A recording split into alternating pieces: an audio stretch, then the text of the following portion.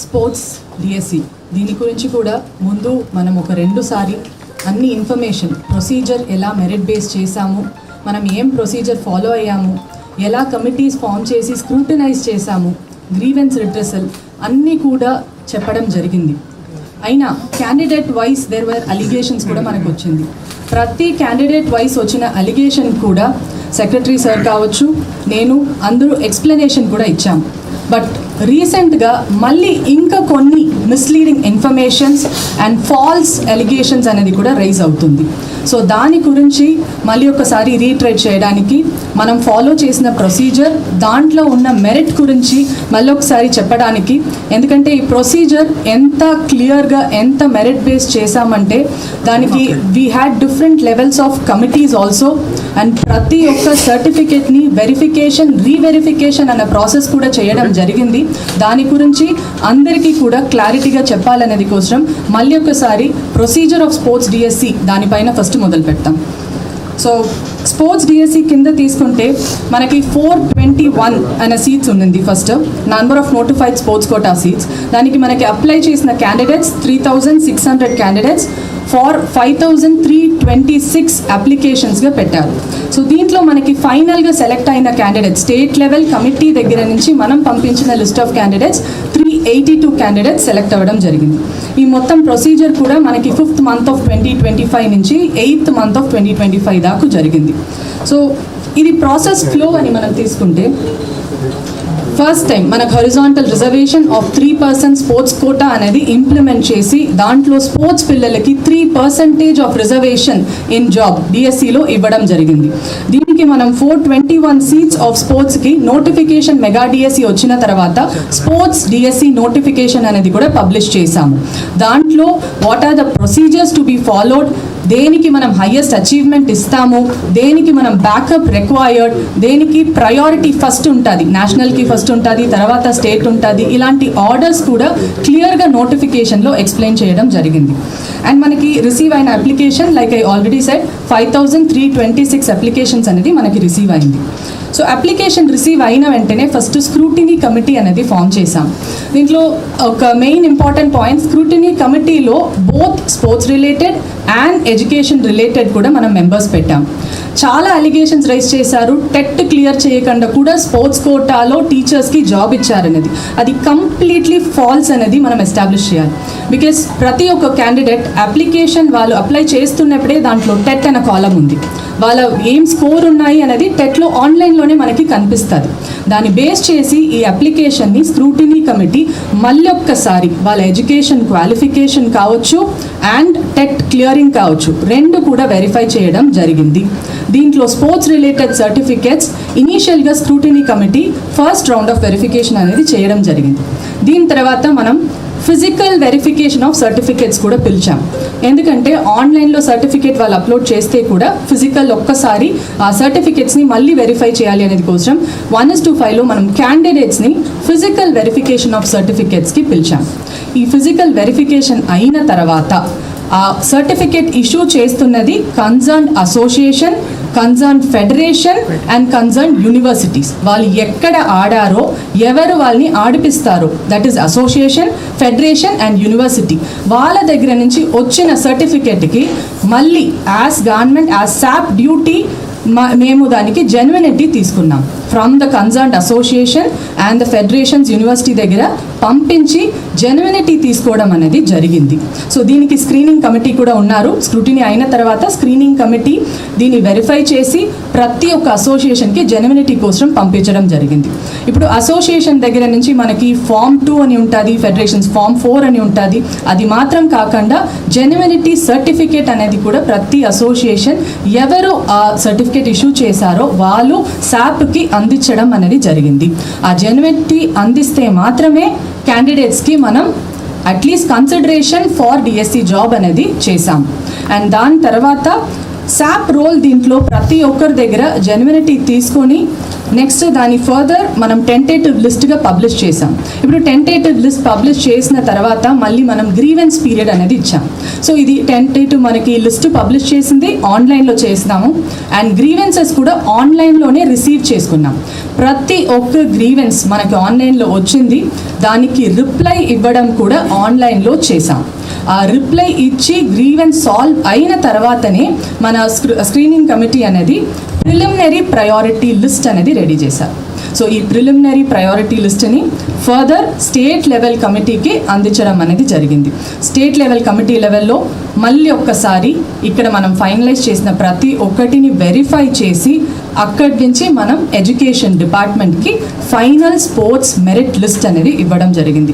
దీంట్లో నేను మళ్ళీ ఒకసారి I want to emphasise the point, certificates candidates తీసుకుని వస్తే కూడా వాళ్ళు దాంట్లో ఒక సెల్ఫ్ డిక్లరేషన్ అఫిడవిట్ అనేది క్యాండిడేట్ నేను ఈ గేమ్ ఈ సంవత్సరం ఇక్కడ ఆడాను, so and so is my merit అనేది పెడితే కూడా మనం కన్సర్న్డ్ అసోసియేషన్, ఫెడరేషన్ అండ్ వాళ్ళ దగ్గర ఖచ్చితంగా జెన్యునిటీ తీసుకోవడం జరిగింది. ఎందుకు ఇది ఇంపార్టెంట్ మనకి? బికాస్ ఒక అసోసియేషన్ మనం ఎలా వాళ్ళు రికగ్నైజ్ అని తెలుసుకుంటామంటే మన శాప్లో గుర్తింపు, అది మాత్రం కాకుండా సెంట్రల్ లెవెల్లో ఫెడరేషన్ అని ఉంటుంది. ఆ ఫెడరేషన్కి కన్సర్న్డ్ అసోసియేషన్ అఫిలియేట్ అయ్యి ఉండాలి. ఇది ఎందుకు ఇంపార్టెంట్ అంటే ఇప్పుడు మన ఇండియన్ టీమ్ ఒలింపిక్స్ వెళ్తున్నారు, ఏషియన్ వెళ్తున్నారు, మన గవర్నమెంట్ నుంచి పంపిస్తే ఆ టీంని ఇంటర్నేషనల్ లెవెల్లో కూడా తీసుకోరు. ఖచ్చితంగా టీమ్ అనేది ఇండియన్ ఒలింపిక్ అసోసియేషన్తో అఫిలియేట్ అయి ఉన్న ఫెడరేషన్ ద్వారానే వెళ్ళాలి. ఆ ఫెడరేషన్కి స్టేట్ నుంచి మెంబర్స్ ఎక్కడ నుంచి వస్తారు? అసోసియేషన్ నుంచి మాత్రమే వెళ్ళగలుగుతారు. దీంట్లో చాలా మనకి హైకోర్టు కేసెస్ కావచ్చు, గుజరాత్ హైకోర్టు, సుప్రీం కోర్ట్ అన్నిట్లో కూడా కేసెస్ అండ్ జడ్జ్మెంట్స్ ఉన్నాయి that association, federation and Indian Olympic association వీళ్ళకే రైట్స్ ఉన్నాయి to send the recognised team members. మన స్టేట్లో నుంచి అంటే మన అసోసియేషన్ ద్వారానే వెళ్ళాలి, ఫెడరేషన్ నుంచే నేషనల్ టీమ్ వెళ్తారు అండ్ ఒలింపిక్స్ ఫర్దర్. సో ఇలానే మనకి chain of command in sports అనేది ఉంటుంది. And next coming to the final priority list మనం ఇచ్చిన తర్వాత కూడా అండ్ ఫైనల్ డిక్లేర్ చేసిన తర్వాత కూడా గ్రీవెన్సెస్ మనకి రావడం జరిగింది. ఇట్ ఈస్ అరౌండ్ 88 గ్రీవెన్స్ వచ్చింది. ప్రతి గ్రీవెన్స్ని కూడా మళ్ళీ zonal level, state level committee ద్వారా పంపించి మనం రిప్లై ఇస్తున్నాం. ఇది కూడా మనకి సార్ట్ అవుట్ అనేది చేస్తున్నాం. అండ్ వన్ మోర్ థింగ్, హైకోర్టులో కూడా మనకి డైరెక్షన్ ఇవ్వడం జరిగింది. ప్రతి ఒక్క కేసు కూడా వెరిఫై చేశాము. సో గ్రీవెన్స్ కమిటీ ద్వారా ఇది అడ్రస్ చేసి రిజాల్వ్ చేసుకోవాలి అనేది కూడా హైకోర్టు నుంచి డైరెక్షన్ వచ్చింది. దాన్ని కూడా మనం కంప్లీట్ చేయడం అనేది జరిగింది. సో ఇప్పుడు మనకి ఫైల్ అయిన నంబర్ ఆఫ్ కేసెస్ 69 కేసెస్ ఉంది. ఇప్పుడు రీసెంట్గా మనకి చాలా అలిగేషన్స్ వచ్చింది ఆన్ ఫేక్ జెన్యునిటీ లేని సర్టిఫికేట్స్ అని చెప్పారు. ఇలాంటి కేసెస్ ఏది కూడా హైకోర్టులో లేదు. మనకు వచ్చిన గ్రీవెన్స్ కూడా ఇట్ ఈస్ ఆన్ నాకు ప్రయారిటీ రాలేదు, నాకు ముందు వచ్చి ఉండాలి అలాంటి గ్రీవెన్స్ తప్ప fake and non genuine certificates SAAP తీసుకుంది అన్న దీంట్లో గ్రీవెన్సెస్ అనేది లేదు. And next slide. Coming to the legal position, ఇప్పుడు నేను దీని ముందు కూడా చెప్పాను, ఒక్కొక్కరికి ఒక డిఫరెంట్ రోల్ ఉంటుంది sports certificate verification and genuinity ఇవ్వడంలో. ఇది మెనీ కేసెస్ మనకి దా కేసెస్ నుంచి లీగల్ పొజిషన్ అనేది డిరైవ్ అవ్వడం జరిగింది. ఇప్పుడు రికగ్నైజ్డ్ అథారిటీ ఎవరు అంటే స్పోర్ట్స్ సర్టిఫికేట్ ఇష్యూ చేయడానికి recognised association, national sports federation వాళ్ళకే ఆ కంపీటెంట్ అథారిటీ అనే పవర్స్ ఉంది. రోల్ ఆఫ్ శాప్ దీంట్లో ఏమున్నాయంటే జెన్యునిటీ ఆఫ్ ద సర్టిఫికేట్ని వెరిఫై చేయాలి. ఎలా? By obtaining the confirmation from the concern association and the federations అనేది ఉంటుంది. అండ్ రూల్ ఆఫ్ గవర్నమెంట్ దీంట్లో ఏమంటే not determining the sporting achievement, వాళ్ళు ఏం అచీవ్మెంట్ అనేది మనం డిటర్మైన్ చేయడం కాదు, అసోసియేషన్ దగ్గర నుంచి we have to obtain it and check for the genuinity of it అనేది. అండ్ ఈ వెరిఫికేషన్ బేసిస్లో మనం గ్రౌండ్ ఆఫ్ రిజెక్షన్ అనేది కూడా లీగల్ బేసిస్లో ఇవ్వడం జరిగింది. Ground of rejections are unrecognised association దగ్గర నుంచి మనం తీసుకోకూడదు, that is a ground of rejection. And non genuine or fabricated ఉంటే దాన్ని మనం తీసుకోకూడదు. అండ్ అప్పుడు ఉన్న గవర్నమెంట్ జీవోస్ ఫాలో కాకుండా మనం ఏ ఒక ప్రాసెస్ కూడా చేయకూడదు. We should abide by the GOs and rules in place అనేది మనకున్న legal position. So arbitrary government when association and federation genuinity ఇస్తున్నప్పుడు వాళ్ళ టీమ్కి అయిన మెరిట్ అండ్ ప్రూఫ్ ఇస్తున్నప్పుడు arbitrary rejection by the government is not legally feasible. They are the rightful authority to give the certificate and also the certify the genuineness. ఈ రెండు మనం confirm చేసిన తర్వాతనే క్యాండిడేట్స్కి ఇవ్వడం అనేది జరిగింది. Next similar case Sheikh Anwar బాషాది, ఇది కూడా జూడోలోనే వచ్చింది. Similar issue of fake and not genuine candidates అనేది రైజ్ చేశారు. మనం కూడా మళ్ళీ రీవెరిఫై చేసి చూస్తున్నప్పుడు we have obtained every genuinity required. ప్రతి ఒక్క జెన్యునిటీ కావచ్చు, ఫామ్ 2 కావచ్చు, ఆ క్యాండిడేట్కి మనం జాబ్ ఇవ్వందు ముందు వెరిఫికేషన్, రీవెరిఫికేషన్ అన్నీ కూడా చేయడం జరిగింది. దీంట్లో ఒక ఐరనీ ఏమంటే, ఇప్పుడు రైజ్ అవుతున్న ప్రతి ఒక్క ఫేక్ అండ్ నాట్ జెన్యున్ అని చెప్తున్న కేసెస్ గురించి గ్రీవెన్స్ అనేది ఇప్పుడు దాకా ఏది కూడా మనకి ఫైల్ అవ్వట్లేదు. మనం సార్ట్అవుట్ చేసినప్పుడు టెంటేటివ్ ఇచ్చినప్పుడు గ్రీవెన్స్ లేదు, దాని తర్వాత కూడా దాని గురించి గ్రీవెన్స్ అనేది రాలేదు. మనం చెప్పిన 69 హైకోర్టు కేసెస్లో కూడా నన్ ఆఫ్ ద కేసెస్ దీని గురించి ఒక కేసు అనేది మనకి లేదు. Fake or not genuine from judo అనేది మనకి ఎక్కడ కూడా ఫైల్ కాలేదు. కమింగ్ టు ద నెక్స్ట్ ఇంకొక ఇష్యూ, ఇది మనం ఆల్రెడీ 2 times మీడియాలో కూడా చెప్పడం జరిగింది. బట్ స్టిల్ దీంట్లో ఇంకా మళ్ళీ ఫాల్స్ అలిగేషన్స్ అనేది రైజ్ అవుతుంది. ఇన్వాల్వ్మెంట్, అదే ఆడియో రికార్డింగ్లో ఇన్వాల్వ్మెంట్ అనేది అస్సలు it is a private person. ఇది ఎందుకు వచ్చిందంటే, మనం వెరిఫికేషన్ ప్రాసెస్ చేస్తున్నప్పుడే ఒక్క వ్యక్తి, ప్రైవేట్ పర్సన్, ఇంకొక క్యాండిడేట్ ఎవరు అప్లై చేసుకున్నారో వాళ్ళ దగ్గర మిస్లీడింగ్ ఇన్ఫర్మేషన్, మీకు మేము జాబ్ ఇప్పిస్తాము అని చెప్పి గవర్నమెంట్ నుంచి మాట్లాడుతున్నలాగా ఫేక్ ఒక ప్రొఫైల్ లాగా పెట్టుకుని అతనితో మాట్లాడడం జరిగింది. దీని వీడియో రికార్డింగ్ చేసి మనకి శాప్కే ఇన్ఫర్మేషన్ ఫస్ట్ వచ్చింది.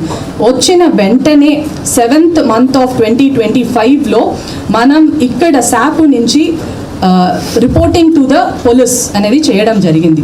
ఇమీడియట్లీ ఎఫ్ఐఆర్ అనేది కూడా ఫైల్ అయింది. ఈ రోజుకి ఇండివిజువల్ ఎవరనేది పోలీస్ హ్యాస్ ఐడెంటిఫైడ్, వాళ్ళు ఎవరనేది తెలుసు, అతని పైన కేసు పెట్టడం కూడా జరిగింది. ఇప్పుడు ఛార్జ్ షీట్ కూడా తన పైన ఫైల్ చేసి ఇట్ ఈస్ అండర్ సబ్జుడైజ్. ఇది ఎక్కడ కూడా డైరెక్షన్లెస్ జస్ట్ మొదలుపెట్టి యాక్షన్ తీసుకోలేదు అనేది కాదు. ప్రతి ఒక్క స్టెప్ కూడా మనం మానిటర్ చేస్తున్నాము. బోత్ పోలీస్ సైడ్ నుంచి నెక్స్ట్ లీగల్కి కూడా వచ్చింది. ఇప్పుడు అతని పైన కేసు కూడా నడుస్తుంది. So it is an action, ప్రోయాక్టివ్గా గవర్నమెంటే దీన్ని ఐడెంటిఫై చేసి తీసుకున్న ఒక విషయం. దీంట్లో ఇంకో ఒక 2-3 పాయింట్స్ నేను చెప్పాలి అనుకుంటున్నది. రీసెంట్గా కోర్టులో కూడా కొన్ని డబ్ల్యూపీస్ కాదు, డబ్ల్యూపీస్ క్యాండిడేట్స్ వేసింది అన్నీ కూడా మనం సార్ట్అవుట్ చేస్తున్నాము. పిల్ అనేది వచ్చింది. దాని మీడియాలో ఆ పిల్ అనేది డిఎస్సికి అగేన్స్ట్గా పడిన పిల్ డిఎస్సికి అగేన్స్ట్గా యాక్సెప్ట్ చేశారని చెప్పారు. అది కంప్లీట్లీ ఫాల్స్ అండి. ఫస్ట్ ఆఫ్ ఆల్ ఆ పిల్ అనేది అసోసియేషన్స్ మధ్యలో ఉన్న గొడవ. ఇక్కడ ఉన్న చాలా సీనియర్ జర్నలిస్ట్, స్పోర్ట్స్కి మీకు అందరికీ అవకాశం ఉంటుంది.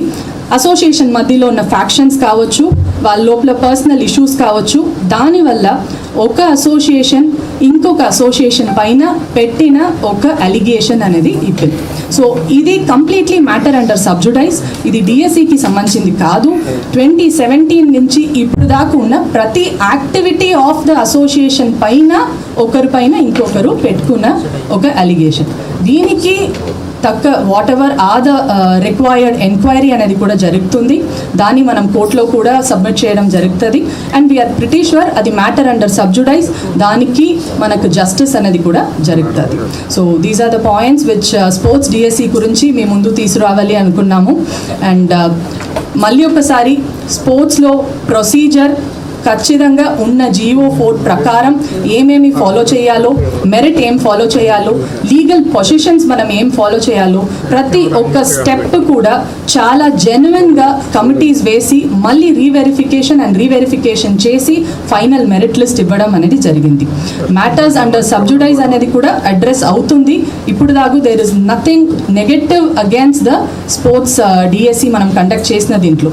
బట్ ఇప్పుడు మళ్ళీ కూడా చెప్తున్నాము, ఇన్ కేస్ ఎవరేను తప్పు చేసి non genuine certificates, non genuinity ఉన్న వాళ్ళకి జెన్యునిటీ ఇచ్చిన అసోసియేషన్స్ ఎవరైనా ఉంటే మేము కూడా దానికి చర్యలు తీసుకుంటాము.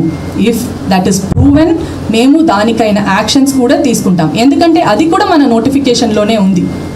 ఎనీబడి ఫాల్స్ అయిన జెన్యునిటీ, ఫాల్స్ అయిన ఫార్మ్స్ మనకి ఇస్తే వాళ్ళపైన కూడా యాక్షన్స్ అండ్ కేసెస్ బుక్ చేయడం అనేది జరుగుతుంది. Thank you.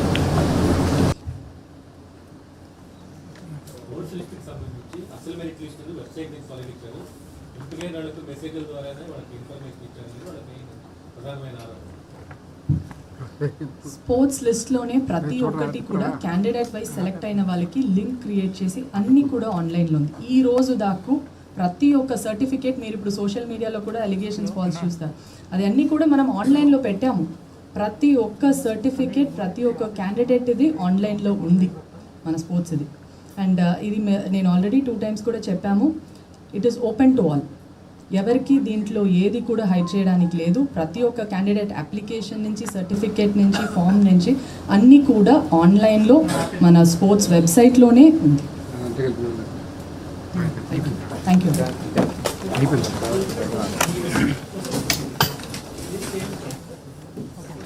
నోటిఫికేషన్ అక్టోబర్లో ఇస్తామండి, డిసెంబర్లో ఎగ్జామినేషన్ ఉంటుంది. Same procedure whatever we have followed for 2025 mega DSC, same thing we're following for 2026 also. Sports quota present GO ప్రకారం మనకు వస్తుంది. నో అండి, ఇప్పుడు మనకు వచ్చిన 74 కాదు, నెక్స్ట్ జీవో గురించి మనకు వస్తుంది అండి. 4 కాదు.